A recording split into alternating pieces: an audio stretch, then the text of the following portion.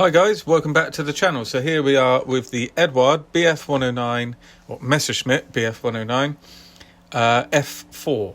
So this is a first for me. I actually haven't built anything on the channel that's past the E. So this is new to me. I've built this kit, basically the F and the G is all more or less the same kit. As far as what Eduard give you. It's just a different fuselage or a different wing type, or the panels are in a different place, but essentially the way it builds is different to the E, is what I'm trying to say. Very enjoyable. A lot of people have built this kit. This one was okay. It's got a couple little, well, it's not issues, just a couple of little things you need to look out for as you're going through, but it's simple enough. This is one of the first things, which is an unusual step for Eduard, is there are no locating pins for the fuselage. Sure, they've got their reason. It doesn't really matter, but it's not something you tend to see in a kit of this caliber. This being, not a short-run kit. This is usually what you see in short-run kits. So that's the first thing, as I'm trying to show you here and going over the top, but because of that, it does mean you have to make the alignment, you have to get it correct. So once you're sure that it's all lined up and how you want it to be, you obviously got the cockpit and a few things in there like the bulkhead and stuff. It's pretty simple to get a good alignment. So we start off nicely with quite a lot of detail. There is an awful lot going on in this cockpit. This is a Profi pack as well, so it comes with photo etch and it comes with canopy masks, but it's a re-release, so it also comes with the new version, air quotes, of Eduard decals. So there we go. I basically bought this kit, one, because I like the scheme, two, because I need to build some 109s for Telford, and three, to see if I can actually get through the decals in my own way. I know I've heard that you can use terps, you can use this, you can use that, you can peel it, you can not peel it, you can, I've heard it every which way you can go. I've tried it 3 times on two times on the channel. So this time I thought we're going to just treat these as normal decals, because that's what I've been told, that you can just put them on and the carrier film will work just like before. Well, we'll wait until the end to see how that plays out, I'm sure. But nevertheless, the kit itself and the etch, absolutely fantastic, as it should be. So there we go. We're building up the cockpit tub, and that is what it is, really. It's a cockpit tub without the sidewalls, because they're fixed to the internals of the fuselage. So there's a little glimpse there of this piece of photo etch, which is extremely fiddly, but it's worth putting in there. It's part of the wheels here down by the side, which for the elevator trim wheel. So that's a couple of wheels sandwiched with chain, like a chain drive sandwiched between it. So that's what we're trying to replicate here, that we do a photo etch, and it all has to tuck under that little bit of photo etch there, and that's what you're doing it for. That there is what you see. We've also got the rudder pedals in there now as well, which you often disappear in a build like this. We've got the pre-cut canopy masks, just trying to show you there, and it is meant to be just peel out and stick on. Also got to line them up, get your corners lined up, but it's simple stuff. I mean, once you go down this route, you don't come back, basically. I mean, if you've never used a mast set and you do it yourself, the time you actually use one, you think, well, why was I, for what it is, £2, £3, £4, or it comes in a kit. I mean, it's just it's life-saving, life-saving, time-saving. We all need to save a bit of time here and there. So that went on absolutely no problem. Cockpit sprayed up. Didn't show you the fineries because it literally is just sprayed at MRP 66. That's what these later cockpits are. Picked out some of the details you can see using, I've got to be honest, references mainly from online and from the Valiant Wings 109 book, the later series. Got the kit belts gone in there as well, and just picked out a few bits of leather, another few little handles and knobs that are yellow, and the instrument panel is the photo etch. So very simple. I mean, you know, I haven't done a lot here. I sprayed it grey, put a wash on it. Simple as that. There is the fuel sight tube, which sort of comes in from the E7 and then carries on through for the rest of the series. So that's something you need to watch out for. That comes on the clear sprue, and you just need to mask off the sight bit, and the rest of it you spray yellow. I added a bit of wiring, you would have seen as well, which again was just using references, I think, from the internet actually, not in a book necessarily.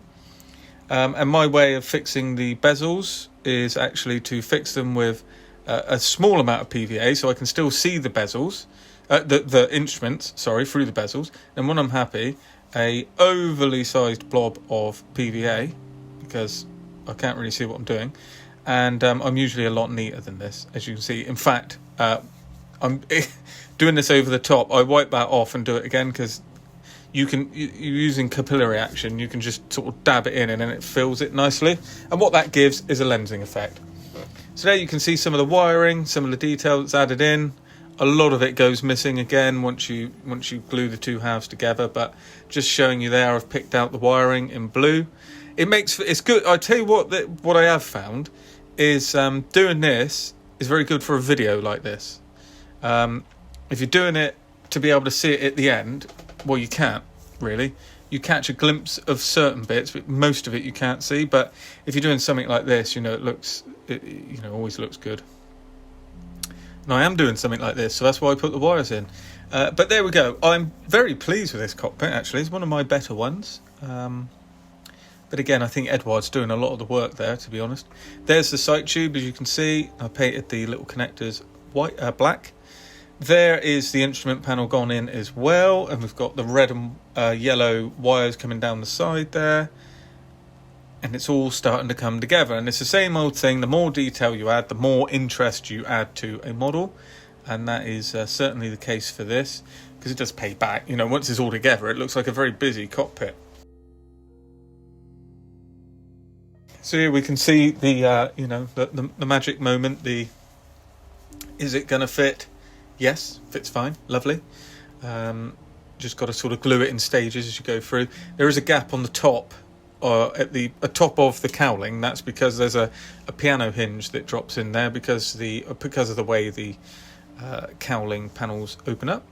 Now we've got the wheel well assembly here. So with 109s, it's generally much like this. You've got sort of two halves, and it's kind of sloping at one front. But what it's giving you is depth. So when you put the top wing on, you look from the bottom, you've got the depth of the wheel well. So that's how it's done. You just glue it in like that, and then we put the top half on as well. I have checked this all the way, and I was very pleased that, or very confident that it was going to give me a really good wing root join, and it did, if I remember correctly. Well, I won't ruin it. Here we go. So there we are, wing root on, and when we give it the right bit of dihedral, I believe it just sort of snaps in, because he says, oh, maybe I did sit with that gap.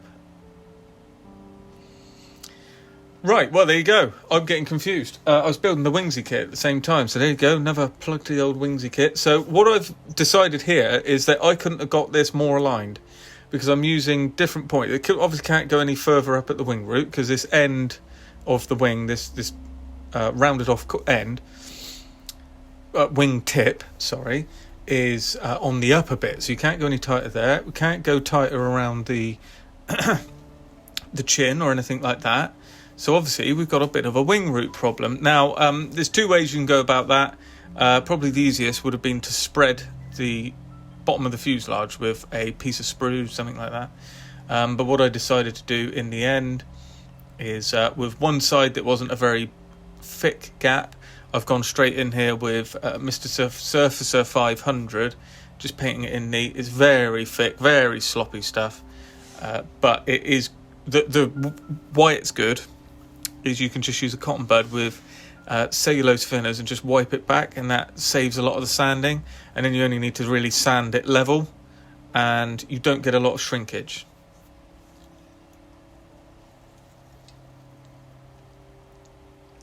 if you've got a particularly wide wing root, I find a thin sliver of plasticard going in there does the same job as filling it, and then you can run your rivets up to the wing root and job done.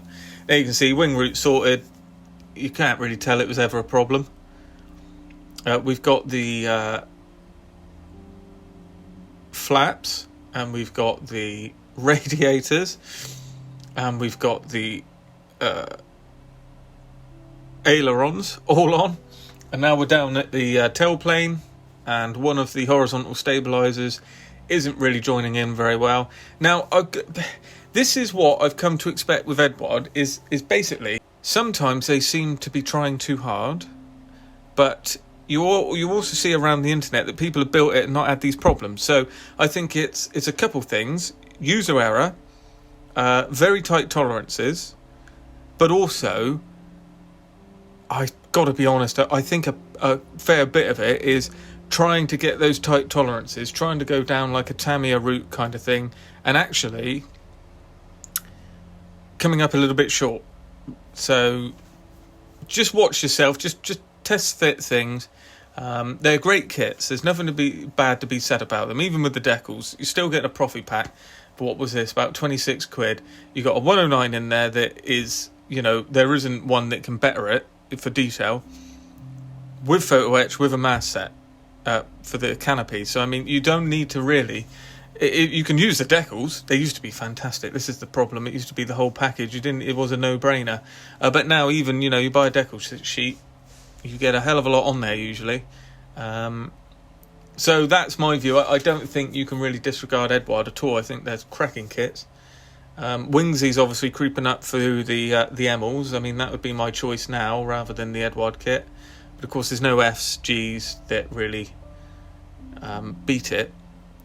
You really got Hasegawa, and they're showing their age in comparison. So, what we're putting on here is the seam line along the back of the spine. So it's the same as I did in the Wingsy video. I put the kind of high Q tape, I think it's called. It's whatever. It's a thick plastic rigid tape, and then use a pencil just to make sure it's lined up. I've peeled it off. I confused myself there. I've peeled it off to show you it's in line. But of course, I wouldn't usually peel it off. I would draw the line, have a look at it, think, is that right? Yes. Whilst the tape's still there, because if you score it and it's not right, you've got to fill it again, you see. So that's what's going on here. So this is the important bit, is when we start getting on to scoring. And for that, when I say scoring, I mean scribing, of course. And for that, I use my trusty trumpeter tool.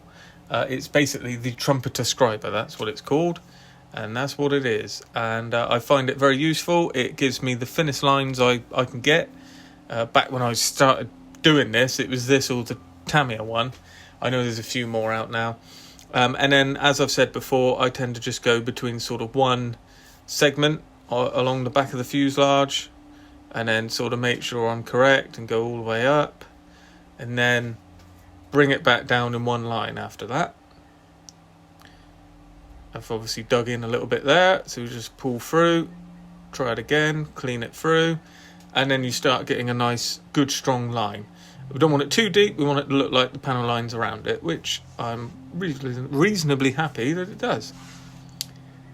And then you can see on the underside, I sand back usually, because then that leaves the dust in the panel line, then you can see where you are.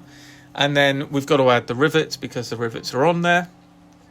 So to put them back in, I use these Duesk, which were all the rage a few years ago when I started, sort of 2018, 2019. It's whatever riveter will is floats your boat, basically, whatever one of choice. And then we just roll over. I'm using my finger here to the right. That's resting on the top. What's that? My ring finger. And I'm using that as a guide, sort of just to stop me just sticking the wheel on and rolling straight over. And there you can see, it looks pretty good. So once that's all done, very happy with that, very tight. Actually did a better job on this than I did on the Wingsy one. I did this first randomly. Usually I do it first and then other way around. So now we're on to painting. So quite a lot to do here. So what I've done is sorted out the underside and up the sides of the 109 and masked them off, and also done the O2. So on the bottom and up the top, up the sides is MRP ROM 76, sorry. And then the yellow is ROM 04, and then we've got to do ROM 74 and 75, which is like the grey and the green for anything kind of this age, really. It's 1941 onwards. So that's what we're going to do now. So we're going to do the hard edge splinter pattern on the top, 74 being the green, 75 being the grey, and just go on and do that in a common splinter pattern. So once that's on, which it is, I unmask, and then it's time to do the mottling. Now, I wanted to take it further here. I wanted to get it right. So you can see the splinter pattern, very simple stuff. Use the Eduard plans and paint accordingly. Simple as that. So once you've got it all sorted, I've obviously had a go on one side of the modelling, and now we're going to get it going on this side, and we're going to film it. So I've got a new airbrush here that I bought off of someone at the my local club. This is the Procon Boy 0.2 or 002. I forget now because I didn't have the packaging, but it's basically a 0.2 needle of a Procon Boy, which is basically an Iwata made airbrush for Mr. Hobby. Now I didn't show very much there because I was trying to sort of get my eye in, and we do skip a little bit because I had some problems, but what I'm trying to show you is how tight I was trying to get. This is using MRP heavily thinned with Mr. thinners, not leveling thinners. It's the blue one. It's not the leveling thinners because they tend to go off a bit too fast. Hang on, a bit too slow, and I wanted it to go off a bit quicker. So I forget now, because this has happened a while ago. Whatever the chemical reason for it was, I'm not using Mr. Leveling Thinners. I'm using the other one. I find to get on better with it. Unfortunately, I haven't filmed the rest of the modelling because I got stuck into it. I did it 3 different ways, and I was a bit confused as to what was happening, and I just went on with it. But we will have a good look at it in a minute, at what I've done. That was masking off the area for the black around the exhausts. And there you go. So that's what we've developed, what you just saw, into. Now, I know you'd like to see me do this, and I just can't film it. It goes out of focus. So I'm hoping we can get that better going forward, where I'm using a different camera. But what I've really done here is looked at the source material, gone back and forth, trying to build it up. I've realised I haven't done the black quite correctly. I've got to do it straight across here, where I'm pointing with the tweezers, and that'll finish it off. But I'm very happy with this. It's probably the best modelling I've done, and the way I got there is just took my time, and much like if you remember the FW 190 D13 that I did, we're on to Eduard decals now, carrier film and all, so we'll let that play out a little bit. But yeah, this modelling, I was very happy with it. You've got to thin the paints, bring the PSI down, and use a good airbrush. Get all of that right on a good day when it's not hot or dry or wet or anything like that, and you should be away. Now, Eduard decals on. They don't look too bad. They're not too bad. What I've used there is Micro Set and Micro Sol, but they are not as good as they were before, and that is a simple fact. Whether you can make them work or not, that's up to you. They are not what we were getting pre the change, which I think was some of the best decals we've ever had. On here, I tried to peel the top ones just to see if it worked. They just came off. So these are extra decal. So now I'm going on and trying to get them into the surface. I filmed a bit more of this. I'm going to release that as a sort of advanced decaling guide, if you like. But just to show you the shorthand, what I do is go through with a needle, because I find that pushes the decal down into whatever recess I want, rather than cutting it with a blade. And then I just retrace the rivets across the decal like that with the riveting wheel, and it leaves a very good representation, I think. This is it with the setting solution on. Hopefully I've shown you it when it's set, but this is Solver set I'm putting on here. I've got to be careful with that because that came from America, and I haven't got much more left. So I have to think about that. But that's how it is when it settles down. I think you can't ask for much more than that from a decal. And I also proved my own point. You can see the carrier film here. This is extra decal. When I put the gloss on, you just see the carrier film around the edge. When I put the matte down, it's gone. When I put the matte down over the Eduard decals, it's not. It's very visible.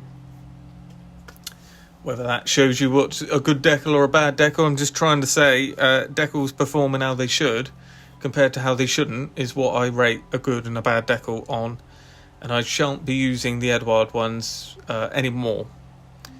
That's what's come out of this build. I think I've just got to cut my losses. Either do your own masks or buy a aftermarket set. I just can't be messing about too much more. So, exhaust soot. Now, I went for something a bit different here. The weathering, I've barely done anything. It's a panel line wash from the ammo range, same as usual. Now, what I wanted to try is actually to airbrush a bit of weathering on. So I'm using this MRP exhaust soot. You can see the new airbrush is in there again, and it's like it's a revelation, really is. So I'm obviously spraying in exhaust soot, but what I'm also going to do is I go over a few panel lines here and there, just to add a bit of shading. Call it post shading, call it whatever you want. Doesn't really need a term as such. It's just weathering with an airbrush. Something I'm thinking about trying a little bit more as I go forward, mainly on aircraft, not on the armour. I don't think it works so much for the armour. That's a different thing. But with the aircraft, I think you can get a bit of an artsy kind of finish. You may have seen some wing walk stencils as well, or do not walk areas, which I put on. They were horrendous. They really showed the carrier film. You can see it a mile off. I can kind of blag the rest of them, but they were terrible. Thankfully, my good friend showed me that there was a picture showing that he didn't have them on. So this is Assi Hans mount. So I took them off and resprayed it, and all was well. You can see a bit of the weathering I'm talking about there. Look, just picking out, not trying to get it like, you can see it quite heavy. It looks like quilting, it's like every single square is popped. Very strong. I'm just trying to kind of blend it one way, blend it another. Just give it a bit of wear. It's almost gone a bit too much for my liking here, to be honest, but it's starting to give the idea of what I was trying to do. And the overall finish is not affected by it. So what we got there, Ochre for Sand Camo. So this is from the Ammo Panel Line Wash range, and that's what I'm using just to dull down the rudder. You can see the Eduard decals here, and for all intents and purposes, they're absolutely fine. They look like, well, you can't see them. They look fine, but it's when you're in person. I've even got some stencils here. You see the work number above the horizontal stabilizer. When you're in person, you can actually see a kind of different colour around it, and that is the carrier film. And I just don't think you can get to like the next level, as it were, or to a competition standard using these decals. Not that that's what I model to, but I'd like to have the choice. Do you know what I mean? Whereas with these, you don't really have the choice. That's my view. I don't want to hear anything about not seeing a certain bit of insignia on the tail there. We all know certain social medias don't want to see it, and that's fine by me. I don't really want to see it. I don't think I need it in my collection. Sometimes I add them on afterwards, sometimes I don't. I don't really care. It's not a topic I want to get into. It's just something you're going to have to live with. I don't think it ruins the model myself. But there we go. So that is the yellow getting sorted, and it's just I'm just trying to push it back to the ribs, try and get it off the main block of the yellow and have it lining up along the ribs, as it were. But it's just trying to give the yellow a bit more definition, I suppose. I'm reasonably happy with that. Overall, I'm very happy with this build. I was happier once I got the the don't walk lines off, because they were really getting on my nerves. And the little stencils, they're okay, but I just think it could be better. I'm showing you the wheels here that I'm going to weather, but yeah, I just think the decals could have been better. You can see, have a look in the pictures around the chicken on the cowling, for instance, and you'll really see it stand out there, the carrier film around. It kind of gives a weird kind of satin look around the edge of it, and it's just huge, far wider than it needs to be.